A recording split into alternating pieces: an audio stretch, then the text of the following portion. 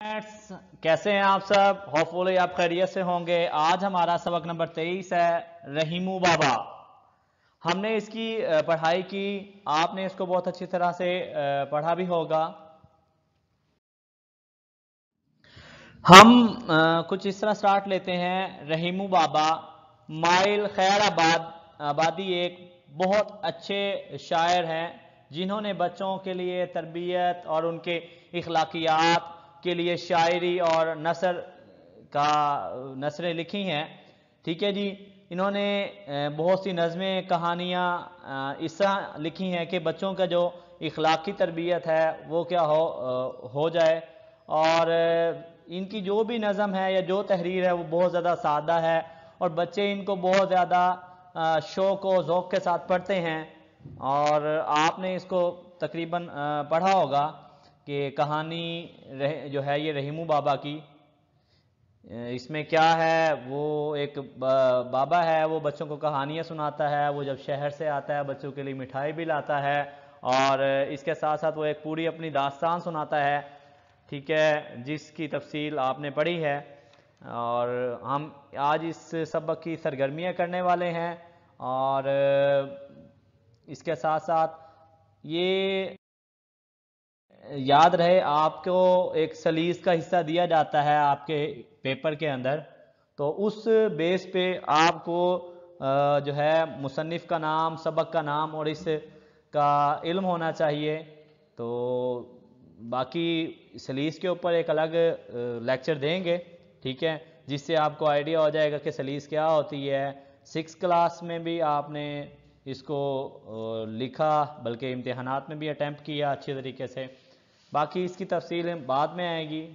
अब हम अपनी सरगर्मियों की तरफ, यानी कि रहीमू बाबा की सरगर्मियां जो हैं उसको हम स्टार्ट करते हैं। तो इसमें सरगर्मियों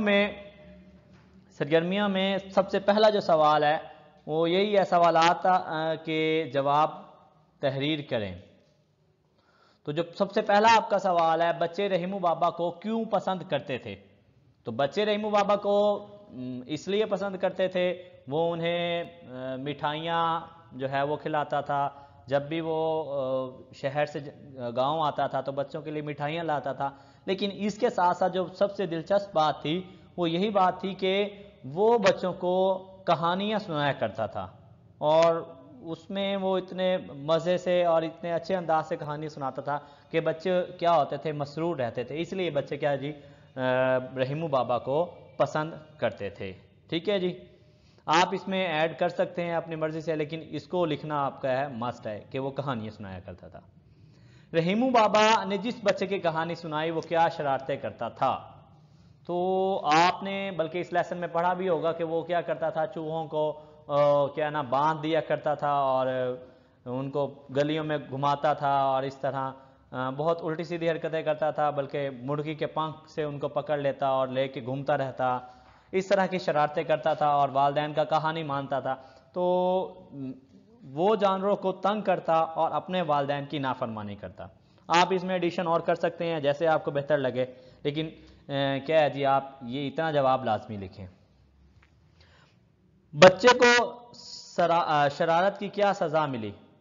तो आपको पता है जब वो फौज में चला गया था तो वो क्या है जी, उसको टांग पे गोली लगी। फिर डॉक्टरों ने जब देखा इस गोली की वजह से जो है वो जहर आगे फैल जाएगी, तो उन्होंने क्या है जी वालिदैन को और बाकी सारे अमले को कहा कि यार इसकी टांग हमें काटनी पड़ेगी। तो इस वजह से उसकी फिर क्या है जी जहर फैलने की वजह से टांग को क्या कर दी गया था, काट दिया गया था। तो इसकी टांग पर गोली लगी और डॉक्टरों ने टांग में जहर फैलने की वजह से उसकी टांग काट दी। आगे चलते हैं जी।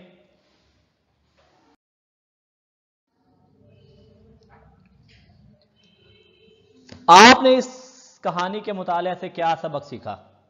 मेरे ख्याल में आप अगर इसको ना पढ़ें तो आप खुद लिखें, तो आपने इस कहानी से सबक हासिल किया कि हमें जो है बिला वजह किसी को तंग नहीं करना चाहिए, मतलब और क्या है जी सबका एहतराम करना चाहिए, वालिदैन का कहना मानना चाहिए। स्कूल में हैं तो टीचर्स की बात माने, टीचर्स जैसे कहें उसको क्या है जी अडॉप्ट करें। ٹھیک ہے جی اس کا حکم بجا کریں، اور اگر آپ معاشرے میں بھی ہیں تو آپ ایسے اپنے افعال کنٹینیو کریں کہ آپ کی وجہ سے جو باقی رہنے والے لوگ ہیں ان کو تنگی نہ ہو، ٹھیک ہے۔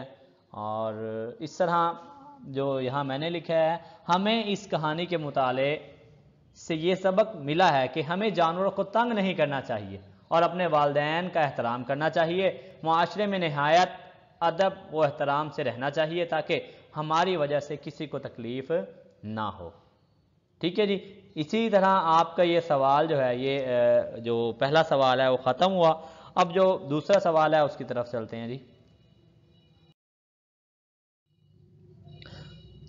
دوسرا سوال ہے آپ کا، ان الفاظ و محاورات کو اپنے جملوں میں استعمال کیجئے۔ تو دیکھیں جی، آپ نے اسی طرح کاپی پہ بھی اس کو رائٹ کرنا ہے خوبصورت کر کے۔ پہلا ہے جی پگ ڈنڈی۔ پگ ڈنڈی کہتے ہیں، یہ ایک جو گاؤں میں نا تھوڑا سا راستہ ہوتا ہے کھیتوں کے درمیان، اس کو پگ ڈنڈی بولا کرتے ہیں۔ تو گاؤں کے بچے رحیمو بابا کو پگ ڈنڈی پہ آتا دیکھ کر خوش ہو جایا کرتے یا خوش ہو جاتے، ٹھیک ہے جی۔ یا آپ اس کے علاوہ اور بھی لکھ سکتے ہیں جی، ہم روزانہ پگ ڈنڈی سے گزرتے ہیں، یا میرے ابو مجھے پگ ڈنڈی سے سکول لے کے جاتے ہیں۔ اس طرح آپ کئی جملے لکھ سکتے ہیں، لازم نہیں ہے کہ آپ یہی لکھیں، یعنی کہ کریٹیوٹی آپ کے اندر ہونی چاہیے۔